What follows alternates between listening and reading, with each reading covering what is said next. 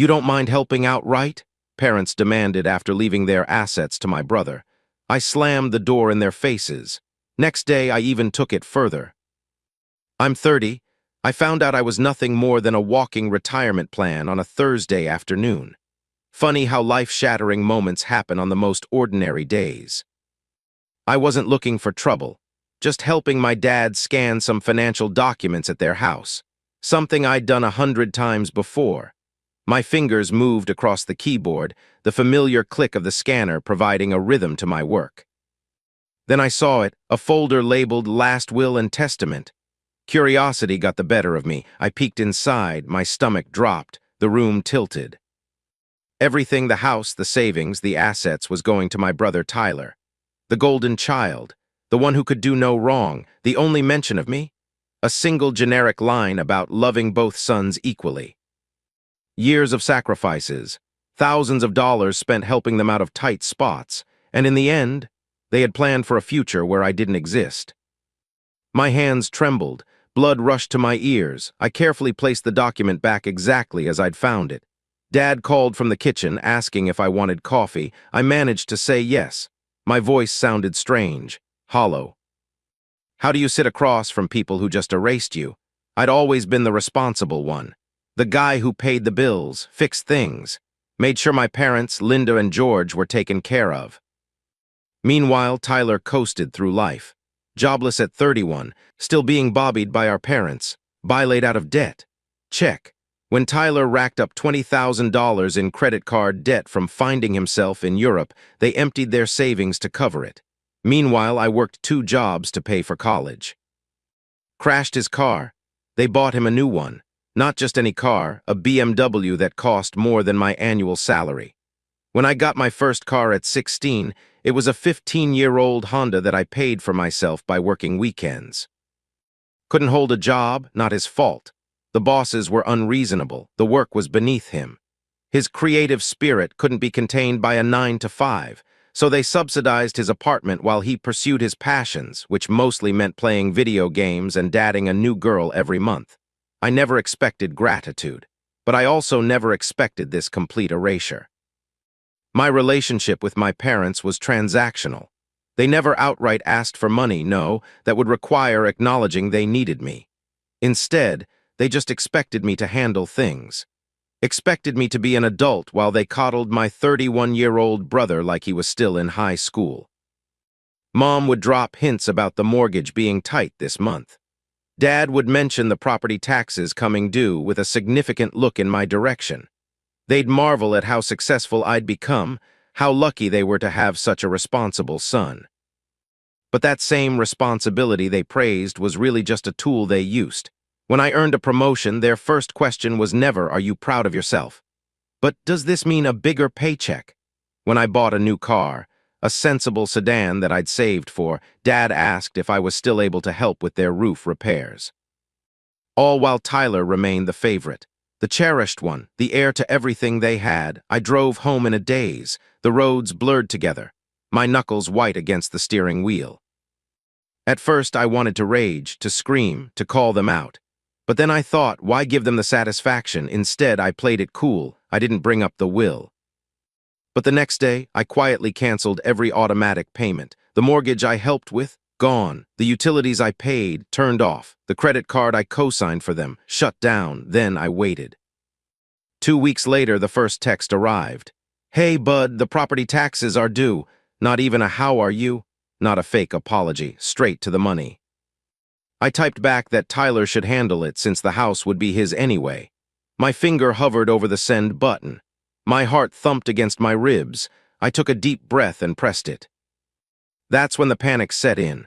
Mom called instantly. I let it go to voicemail.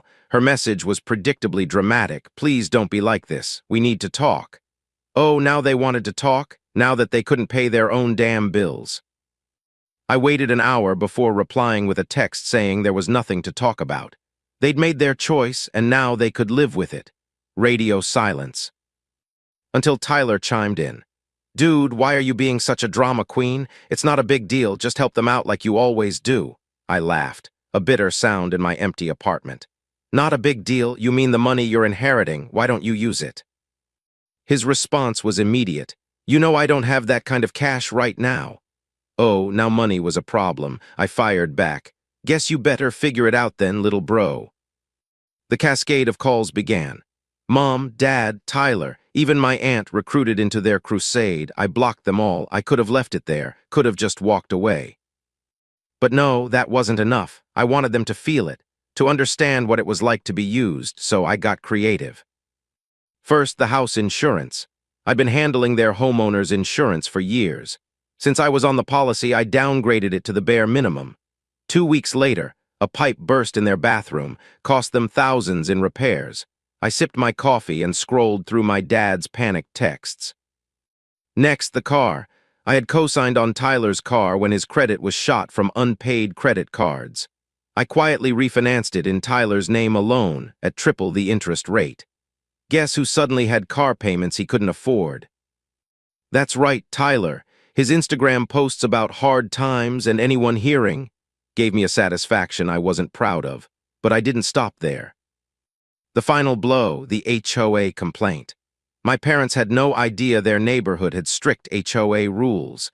They'd never bothered to read the fine print, so I anonymously reported them for every violation in the book. The lawn, too high, the fence, not up to code, the paint, slightly faded. Within a month, they were hit with over $5,000 in fines, and me, I slept like a baby.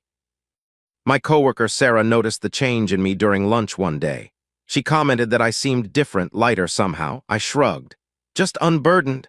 She didn't know the whole story. No one did, but she was right. I did feel lighter, like I'd shed years of expectations and obligation. It was 3 months before they showed up at my apartment. Mom, Dad, Tyler standing outside begging. I opened the door, leaned against the doorframe, arms crossed. "Ryan, please, we need help," Mom said, her mascara smudged from crying. "No, you need to leave," Mom gasped. "You're really going to let us lose everything over this?" I smirked. "Oh, you mean everything you left to Tyler? Yeah, he's got it covered." Tyler, desperate, finally snapped. "Dude, you're being an asshole. You always helped before. Why are you acting like this now?" I tilted my head. "Because before I thought I was part of this family. Turns out I was just your piggy bank, and now I'm closed for business." Silence fell between us, heavy and thick. Then Dad spoke, angry, condescending. "We raised you, we fed you, we gave you everything." I let out a sharp laugh. "Oh, you mean the bare minimum, the thing literally every parent is legally required to do? Yeah, thanks for that." Then I slammed the door in their faces. Their muffled voices continued outside. Pleading, angry, confused, I poured myself a whiskey, neat. 2 fingers, I didn't feel guilty, not one bit. I had been used my entire life, and now they were finally feeling what it was like to be discarded. For the first time in my life, I felt truly free. But freedom, I was learning, can be lonely. I threw myself into work, earned a promotion, started dadding again, Sarah, from accounting. We had dinner every Thursday. It was nice, normal. Sarah asked about my holiday plans one night as we lay in bed. My heart skipped at the mention of family gatherings. I told her I wouldn't be seeing my family. She asked why not. I didn't want to tell her, but the words spilled out anyway. The will, the betrayal, my revenge. Sarah listened. Her brown eyes widened, but she didn't interrupt. When I finished, she was quiet for a long moment. "That's intense," she finally said, "but I don't think you're as okay with it as you claim to be." I pulled away, defensive. "What's that supposed to mean?" She sat up, wrapped the sheet around herself. She pointed out how I checked their social media every day, how I drove by their house when we were in that part of town. I was still invested. My face heated. I denied it, but she was right. I was still obsessed, still looking for signs that they were suffering. The realization hit me like a punch to the gut. I'd cut them off to be free, but I wasn't free. I was still tethered to them through my anger. That night I couldn't sleep. My mind raced. What was I doing? What was the end game here? I wanted them to feel pain, to understand what they'd done. But at what cost? The next morning I called my therapist, made an emergency appointment. She listened as I explained everything. The will, the revenge, the emptiness that followed. She nodded thoughtfully. "You're carrying a lot. It's not just about the will. It's about years of feeling unvalued." I nodded, throat tight. The question is, what do you want now, to punish them forever or to heal yourself? I didn't have an answer. That weekend, I drove to my parents' house, parked across the street, just sat there. The yard was overgrown, the paint peeling, evidence of my revenge in plain sight. A curtain moved.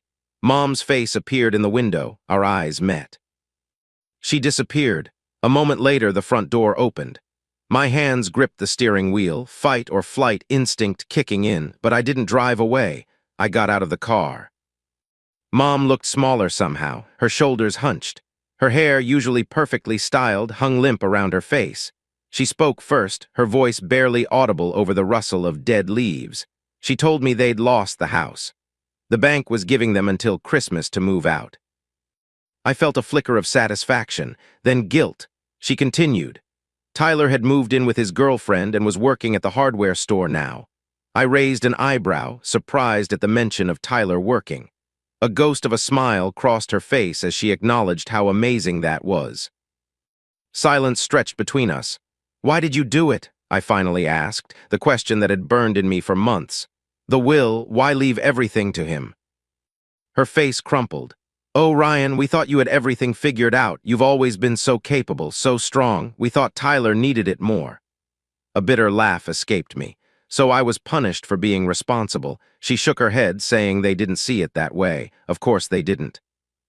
More silence. She told me Dad was inside, that he missed me though he wouldn't admit it. I doubted that, but I was here, might as well see this through.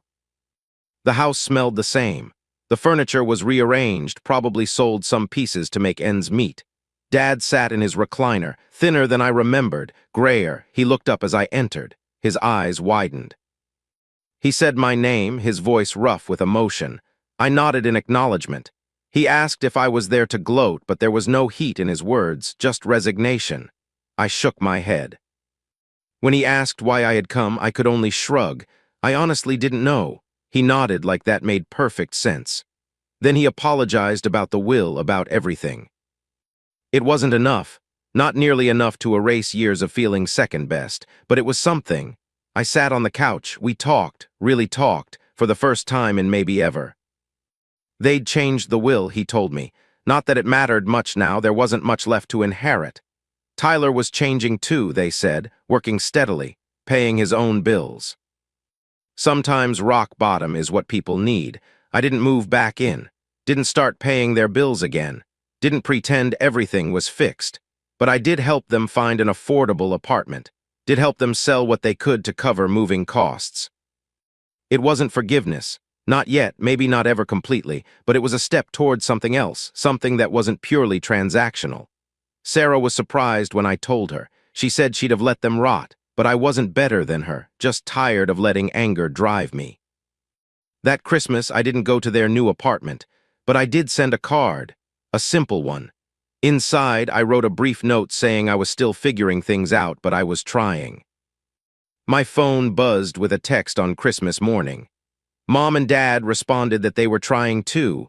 Not a request for money, not a guilt trip, just an acknowledgement. It was a start. They say living well is the best revenge. I'm not sure about that. But I do know that breaking free from toxic patterns feels better than any revenge I'd planned. I'm still working on forgiveness. Still establishing boundaries, still learning what family means to me now. But I'm no longer just a walking retirement plan. I'm Ryan, and I get to decide what that means. The new year brought unexpected changes. Tyler called me out of the blue, asked if we could meet for coffee. I was suspicious but curious enough to agree. He looked different. The perpetual smugness disappeared from his face. He'd cut his hair, wore a clean button-down shirt, even arrived on time. He thanked me for meeting him, fidgeted with his coffee cup, cleared his throat multiple times before speaking. Then he apologized for everything, for taking advantage, for never stepping up, for letting me shoulder all the responsibility. I watched him, searching for signs of insincerity. Found none. He explained how losing the financial safety net had forced him to grow up. How working an actual job had given him a new perspective. How he'd realized just how much I'd been doing all these years. Do you remember when I crashed my car in college? He asked, staring into his coffee. And they bought me that BMW? I nodded. How could I forget? You know what Mom said when she gave me the keys? She said, "We have to take care of you because Ryan is already so good at taking care of himself." The words hung between us, the clearest distillation of our family's dysfunction I'd ever heard. "They ruined me," he continued, his voice cracking. "Made me believe I was entitled to everything without earning anything, and they punished you for being capable." I listened, didn't interrupt, didn't forgive right away, but I did agree to meet again, to try to rebuild something new, something based on mutual respect rather than obligation.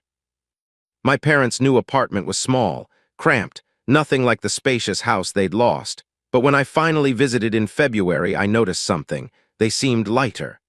Mom had started painting again, a hobby she'd abandoned years ago. Dad had joined a book club at the local library. They'd found joy in simplicity, in living within their means. They didn't ask me for money, not once. Sarah and I grew closer. She moved in with me in March. "You seem at peace," she said one evening as we sat on the balcony watching the sunset. I considered her words. "Not peace, not yet, but I'm getting there." She took my hand, squeezed it. "Your family situation taught you something valuable," she said. "You learned how to value yourself." I nodded. She was right. It had taken a betrayal to show me my worth, to make me understand that I deserved more than being someone's safety net. My anger had cooled. The need for revenge had faded. In its place was something unexpected: growth, self-respect, the knowledge that I could walk away from toxic situations and that I deserved better. My relationship with my parents and Tyler remains complicated. We're building something new from the ashes of what was destroyed. It's fragile, imperfect, but it's honest in a way our previous relationship never was. I haven't forgotten what they did. The will, the years of taking me for granted, the blatant favoritism. Sarah and I are talking about marriage, about building our own family, one based on love and respect rather than obligation and guilt. The irony isn't lost on me. I had to lose my family to find myself, had to watch them hit rock bottom to build something real. But that's life, isn't it? Sometimes the most painful lessons are the most valuable. Sometimes you have to break something completely to rebuild it better. And sometimes, just sometimes, what rises from the ashes is stronger than what was there before. The last time I saw my parents' old house, it had new owners, a young couple with a toddler and a dog. They'd repainted it blue, planted flowers in the front yard. I felt nothing looking at it. No nostalgia, no anger, just nothing. That's progress, I think. Tyler's changed in ways I never would have imagined. He works full-time now, pays his own bills, has even started taking night classes at the community college. Last week, he asked me for advice about investments, not money advice. We sat at my kitchen table, spreadsheets between us, and for the first time in our lives, we were just brothers. No competition, no resentment, just two people trying to figure things out. "I never thought I'd say this," he told me, "but I'm glad things happened the way they did. I needed to grow up." I didn't tell him I was glad too. That would have been a lie. I wish things had been different. Wish my parents had valued me enough to include me in their legacy. But I am grateful for what came after, for the person I became when I stopped letting myself be used. My therapist says that's the difference between acceptance and approval. I can accept what happened without approving of it. I'm working on that. To everyone who's been used, who's been taken for granted, your worth isn't measured by what you provide. Sometimes walking away is the only way to make that clear, both to them and to yourself. If I had known then what I know now, I would have set those boundaries years ago. But I'm setting them now, and that has to be enough. I still help my parents occasionally, but now it's on my terms, when I want to, because I choose to, not because they expect it.